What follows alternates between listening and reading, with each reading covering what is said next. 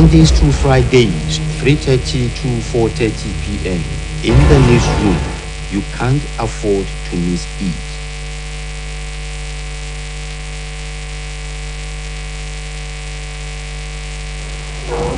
A beautiful this afternoon out there, and welcome to the West edition of the newsroom. As I say, apology for coming a bit late. Once again, we're very sorry. It's just out of with a situation beyond her control.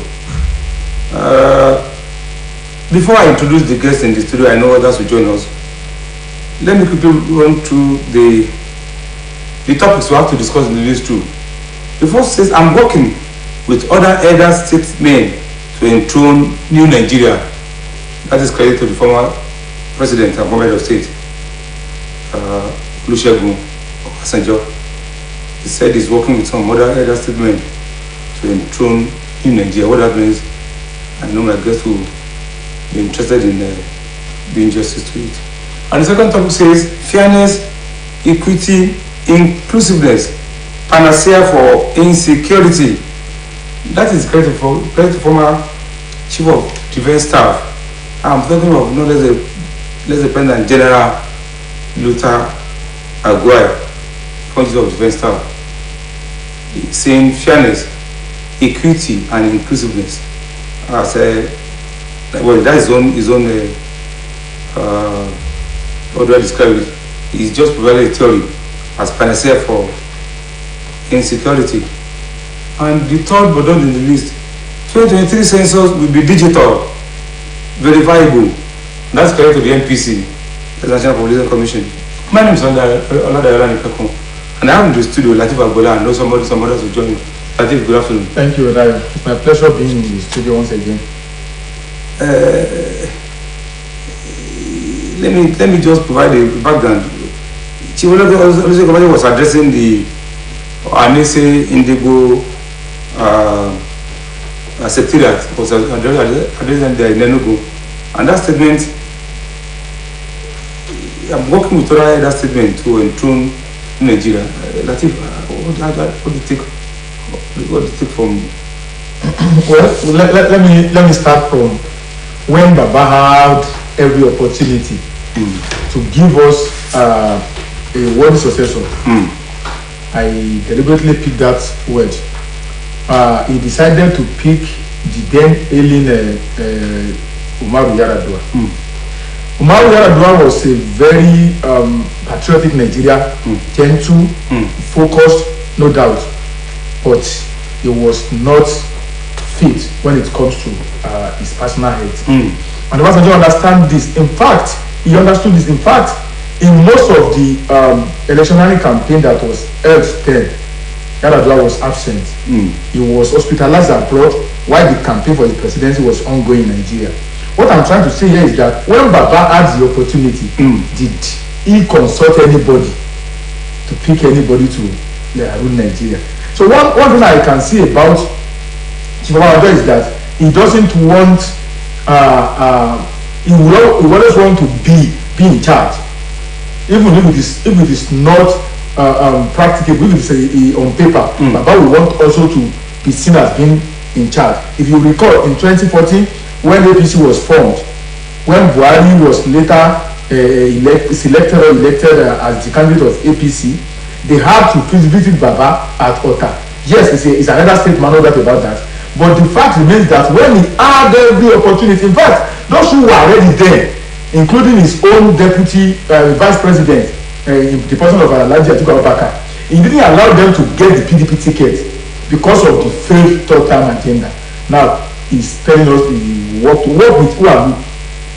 Okay, Nigerians can say, can you look at the message and not the message? Because according to him, he said he's working with some people where everyone have sense of belonging and justice for. Maybe I wouldn't know. Maybe they want to clear their mess. They cause all this mess. What we call this democracy. Let's assume the military imposed Chief Obasanjo on Nigeria. Agreed. After your 2 term of 8 years, you go and allow people to choose your successor. But he imposed on us. Now he's talking about working with. This is democracy. Allow people to speak. I will believe that Nigeria's population is about 200 million or thereabout. So you work with how many people? Is it talking to Nigerians, the electorate that will vote, or is talking about a clique who went somewhere to write because that is still giving us the problem till now? Baba is part of our problem. They should allow Nigeria to be.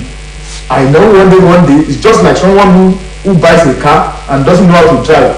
When he starts driving, gradually he becomes expert one day. They should leave democracy for us. They should allow us to nurture it to maturity. I don't buy the idea of Baba saying he give us somebody. When he had that at every opportunity and every power, everything at his disposal, how did he give us his successor? I don't agree. Okay. We are still analyzing that statement. Sometimes we want to agree that Chibubanjo turned his PDP membership card, and they told us he will remain a non-partisan leader. But I think, can you just oppose this system? I mean, that's what he did then, and that's comment. He even went ahead to say, well, I think he was referring to his candidate. He said nobody can threaten me over my choice of president candidate. Nobody is threatening him. He should also not. Are you arrested? Yeah, he should. Are you arrested? He should not bamboozle us on who to vote in 2023. You see, now he talked about the card he gave to the party chairman of his ward then to tear for him. Baba did that because when he installed Yaradua, the so-called Kaba took Yaradua over from him. He couldn't have access to Aso Rock to control Yaradua as expected. When Yaradua eventually died, nobody would die one day. Everybody would die one day when it's appointed time. And Jonathan came. Baba thought Jonathan is a gentleman and he would be doing his bidding. But those who understood the game like he also does, snatched Jonathan from him. So that led to the conspiracy of supporting Buhari against Jonathan and tearing voter membership card. So the reality of this argument is that Baba Obasanjo didn't do this because of you and I. He didn't do it because of Nigerians. He did it because of his own self-centeredness. He did it because he wants always to be there to control those at the end of affairs. And Baba had forgotten that this is not 1970, this is not 1980, even this is not 1990. So we've moved beyond all this Baba Sope of a thing.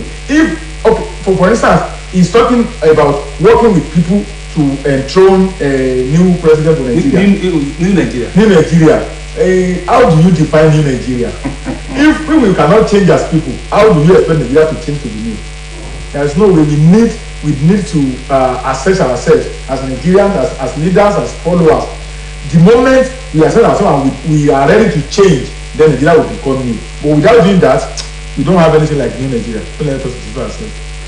I told you, so the other guys, I've left this one. Good afternoon. Thank you very much. I'm very sorry for coming a little bit behind schedule. I have some little delays. And let me just take you up immediately on that comment by former President Obasanjo. And look at this. What this I will call under lamentation from him. I'm quoting now. Yes. Nigeria is yet to have a leader with the right type of character. The problem we have in our hands in Nigeria is not ethnic, it is national. And for me, the most important thing in a leader is character. Yes, I thank you very much. I have to toe the line of my honorable colleague that I met that was doing justice to that topic and that comment by President Obasanjo. I think it is high time people like our retired former presidents understand that Nigeria is not their personal estates, and Nigeria is not their backyard. Yes, we agree that they are fortunate, their generation are fortunate to the extent that they rule the nation at a very tender age. They have been here for years, 50, 60 years of our life, our history. You cannot do without mentioning them. but that alone should be seen as a great privilege that God only gives to few people. I think ever since President Obasanjo left power in 2007, there has never been any leader that has been in his good book. It's only one lamentation after the other.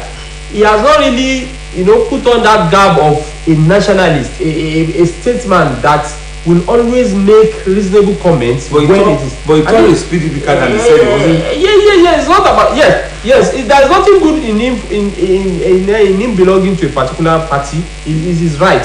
But even at that, you can belong to a particular party and you be a true statesman. That whenever you make statement, people, okay, how old did he left Nigeria, and how new did he want Nigeria to be now that Nigeria is not. So if you look at the way he has been carrying himself ever since he has left power. It has been a way of, I have to be tutoring whoever that becomes the president, and then they are not doing it right. I think at this critical time of our nation, we need people like Obasanjo to be giving us hope about our nation, to be proper solutions to problems, not this kind of generic rhetoric that only shows that he has sympathy for somebody or he doesn't like somebody. So he fell out with Yaradua, his own his self-anointed son. He fell out with Jonathan. He has not been in good book of Buhari. So who will please Baba? So I think it is high time at that age, at that tender age of his life, the country has been good to him. God has been faithful to him. He should now be using his statement to bring refuge, to bring hope to people. Not all this kind of statement that keep escalating things and keep giving us a kind of dash hope. Like I know, I also go back. I also give. You recall what I said? I was not here. I will also give this credit out to ask you. I'm going to give to Latif. Well, your say. Look at this statement from Steve on Obasanjo's statement. Nigeria is at the crossroad in our political history and needs a leader with right character and capacity to turn things around. What is the definition of right character? Instead of having passed through the same route. The question is. Okay. You see, the issue here is this. If Baba is talking about character, this is the Baba who will sit down at Aso Rock and use National Union of Road Transport Workers to impeach a governor in the state. Baba that will sponsor like this honorable house of 30 honorable house of assembly to impeach a governor at a hotel. So what character are we talking about? Baba is not a democrat. He's another statesman, agreed. But when it comes to democratic norms, forget about it. Baba is not part of those who we can respect in that regard. We respect him as our grandpa. We respect him as our leader. But the fact remains that he should leave Nigeria for us. When we say democracy is government of the people, and you don't want people to choose for themselves, you want them to live, you impose. And since you impose, your expectation was to control your successor, but it failed. And since then, you have become a thorn in the flesh of the Nigerian leaders. So what exactly does Baba want is the question now. What does he want? He's talking about the new Nigeria. Is he a new person now? Is Obasanjo a new person? Obasanjo impeached his party chairman like 2 or 3 times. The same thing happened at the National Assembly, impeaching a Senate President, House of Assembly, House of Reps Speaker. What are we talking about? For personal reason, not for national reason. Baba created ICPC, EFCC, but used it for political reason. He should allow Nigeria to choose for themselves. I know one day we will get there. Usman, before we will leave this topic, before we leave this topic, I want to have. I'm still quoting Baba. I have shed my blood for this country. I have gone to prison for this country. So what are you going to threaten me with?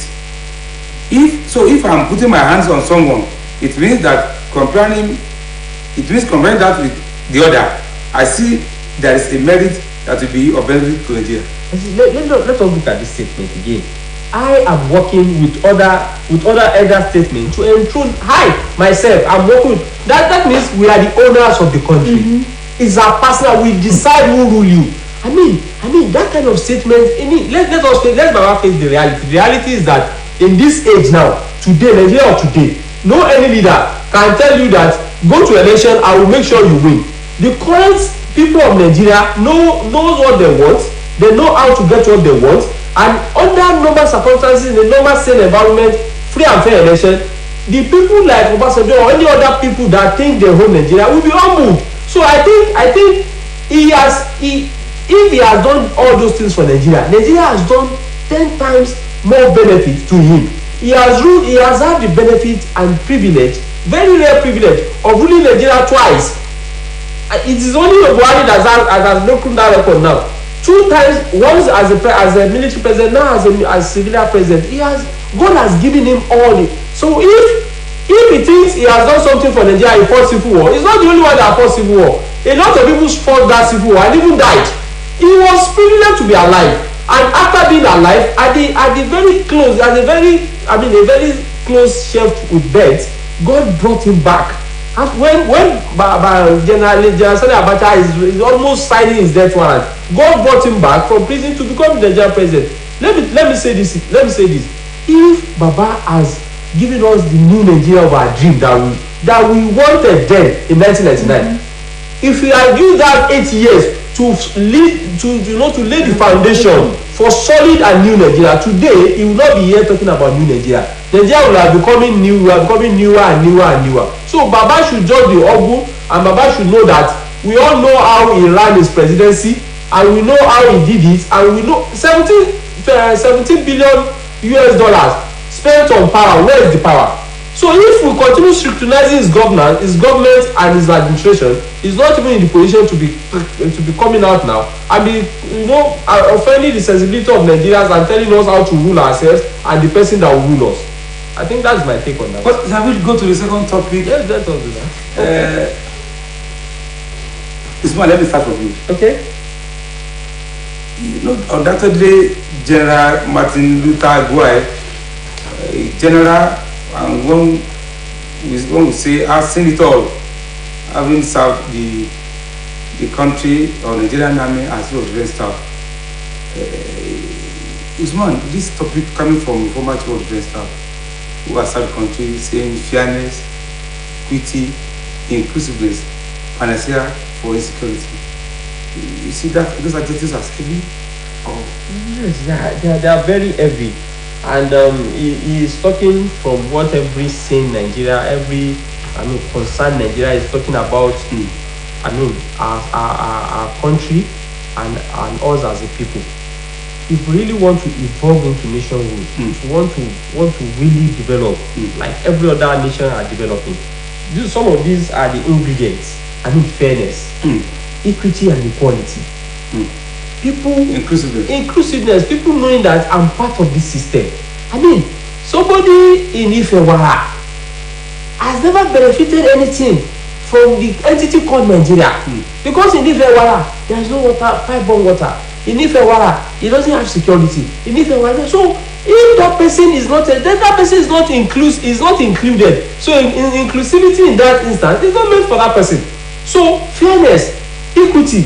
Look at even the General Martin Luther Guai himself. He can testify that when he was a military person, when he was in the military, are people being recruited into the military through equity and fairness?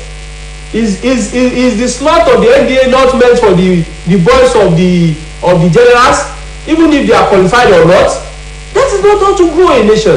If you want to grow a nation, everybody should be able to.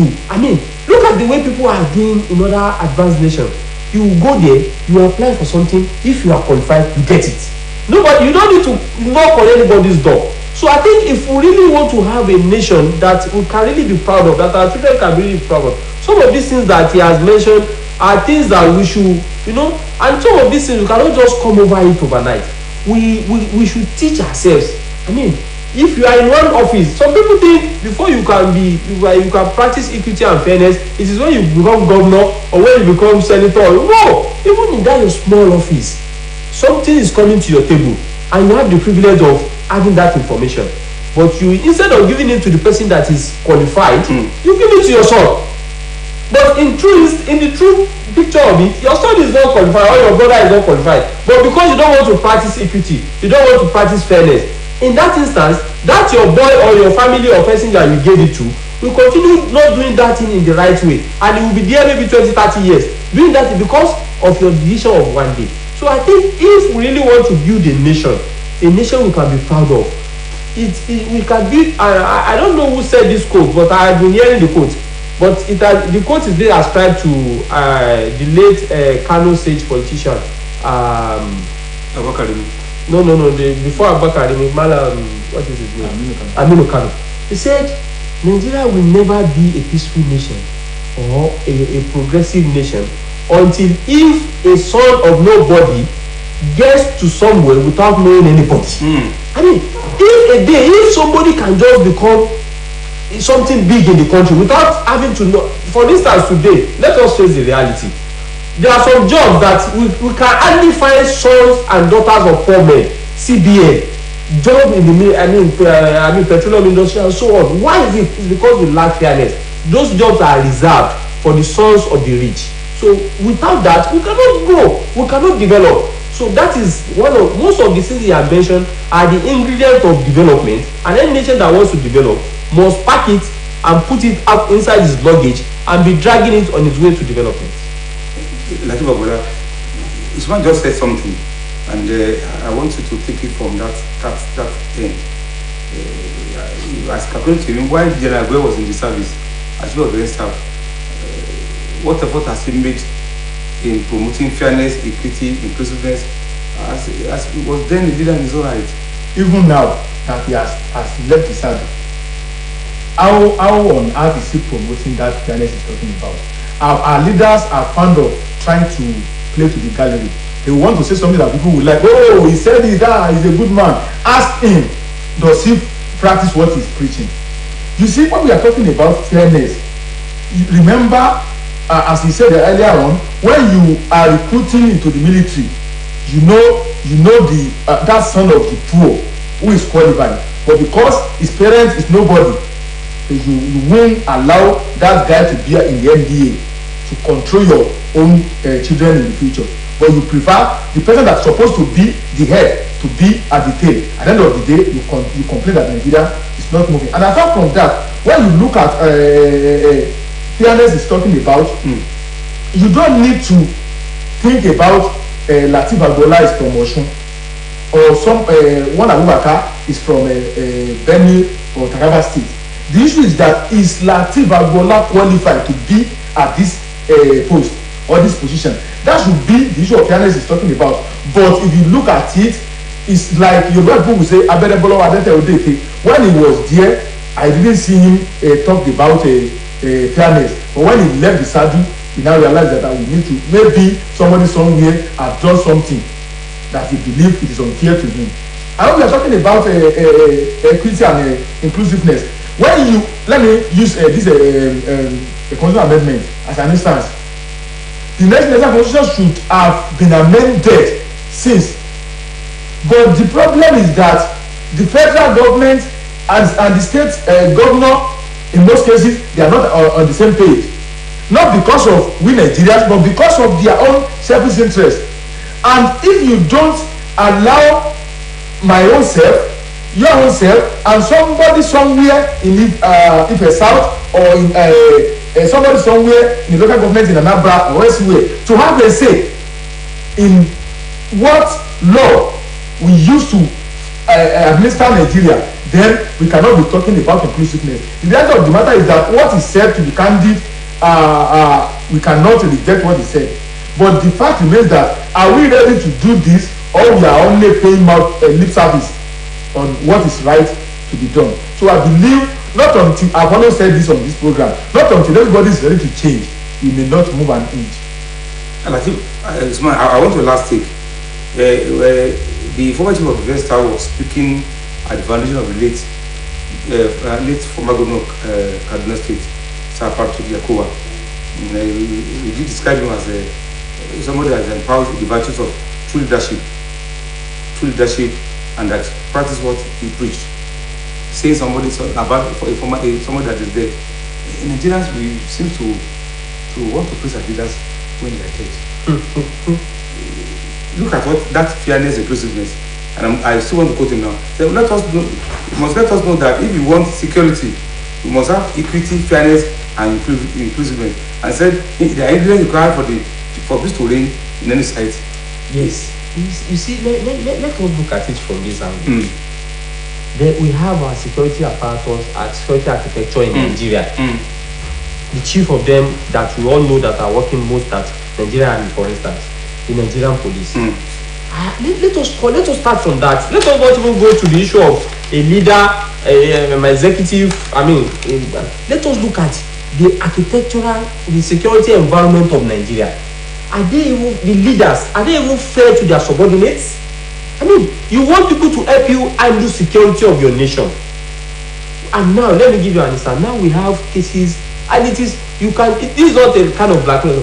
We've had alleged cases of people buying uniforms themselves.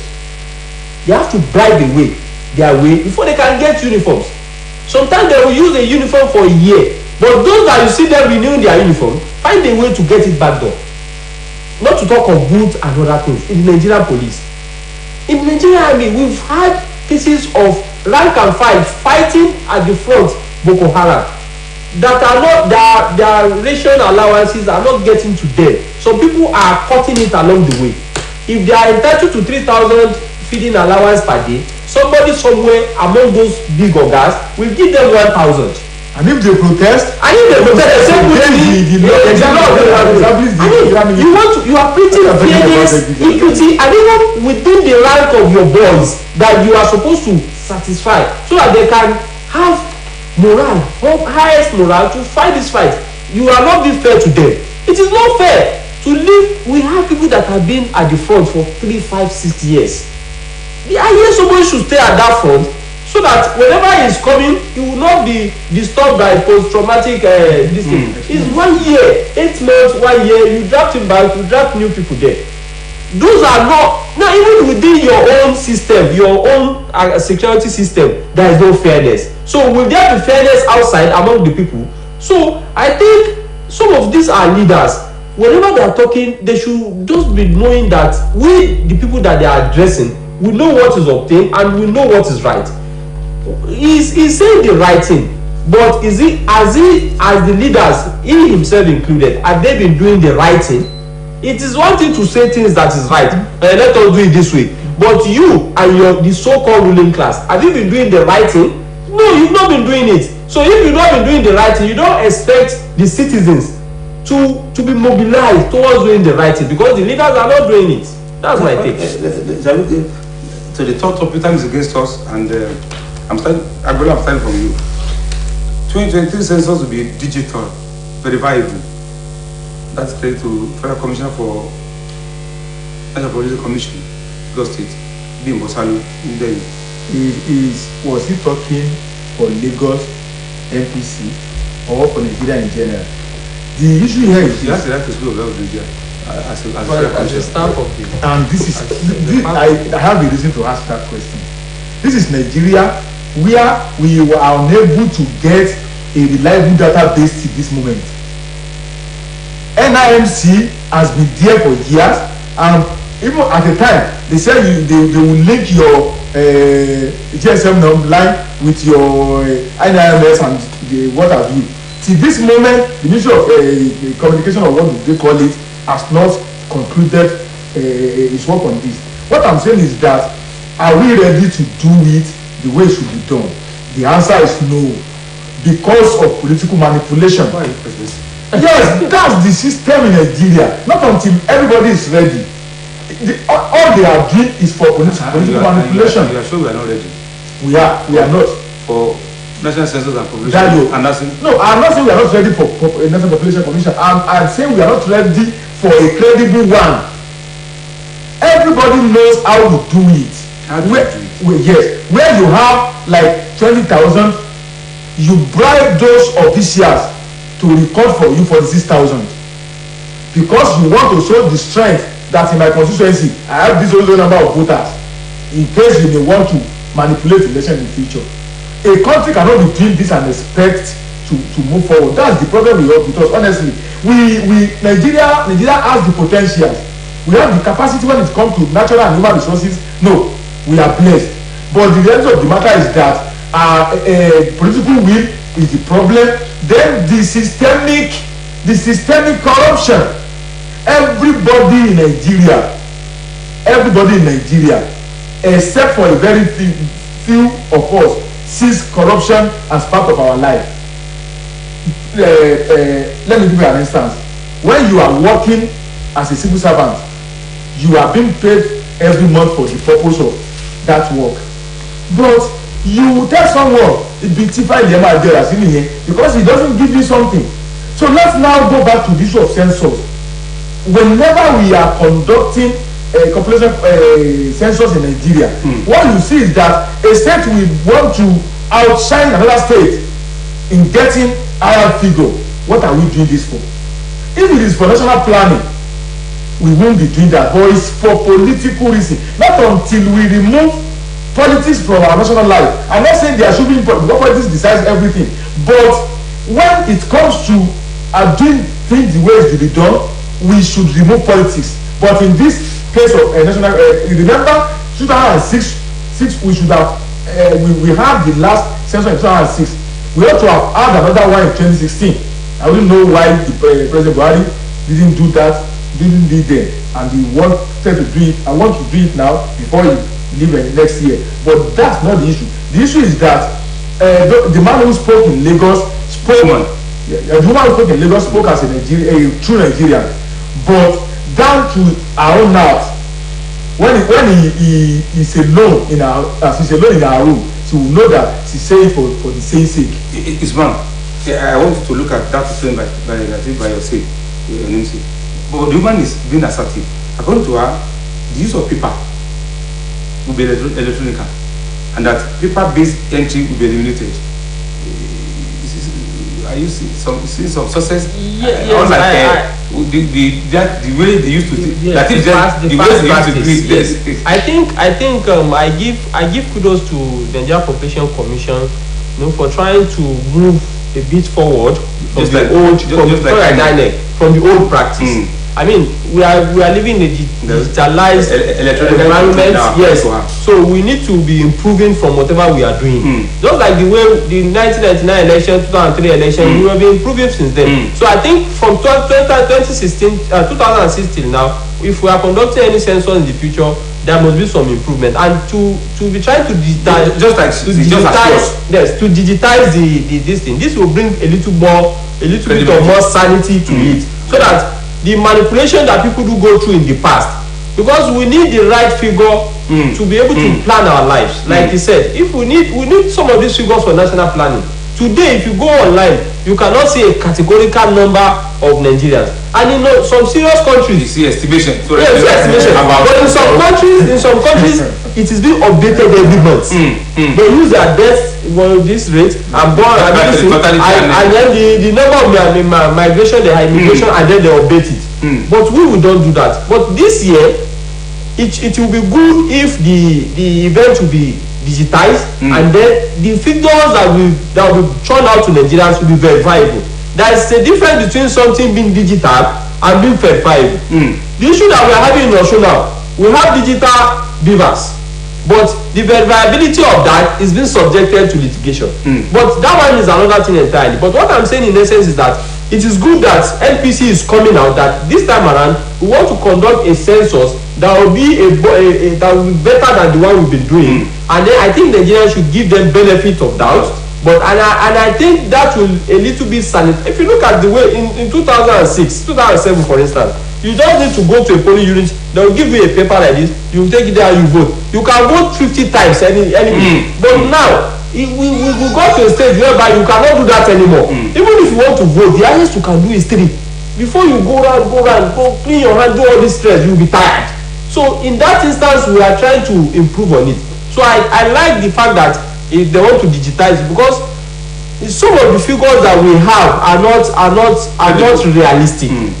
You see some states, if you go to some states, you will know that the figure that they are saying they have as part of their census is not the true reflection of that state. You see some states whereby you travel miles without getting to see people, and then when they are coming with their figure, they will tell you that in this local government we have 7 million. Where do you get it? So I think Nigeria should be focused on this and should be interested in this population census, so that we can have a figure that will be true reflective of the number we have now, so that we can plan on it. Abula, your last take.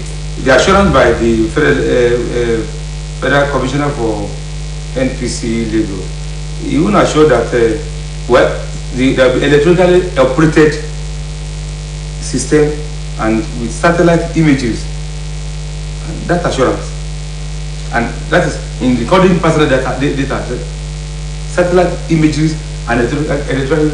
I appreciate the assurance, and I want Nigeria to work because that's where we will enjoy it together. Our children and children will enjoy it. But the fact remains that we will appeal to those who control the country to allow it to work that way. Because one thing is to say something, the other thing is to do it the way it should be done. We don't want to experience, they said that system they are using elsewhere is not working, let's refer to the manual thing. Then they are doing it somewhere, some models are come to disrupt it. Before you know it, somebody somewhere will register 2 or 3 times.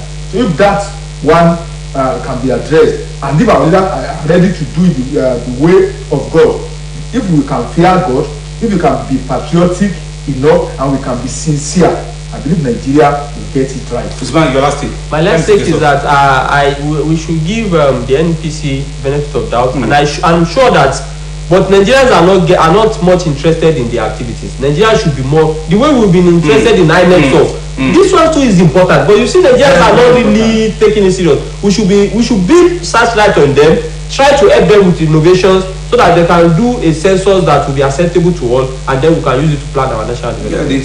What Nigerians, you can see my guest and that advice, golden advice, you call it.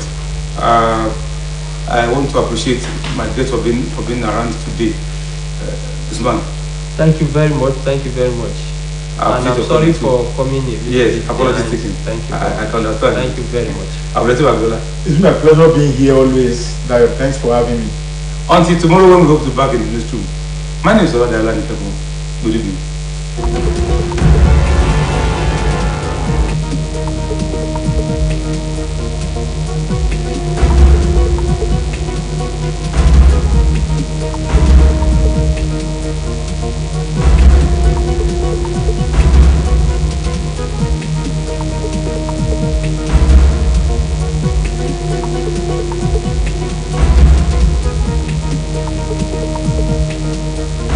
Mondays to Fridays, 3:30 to 4:30 p.m. in the newsroom. You can't afford to miss it.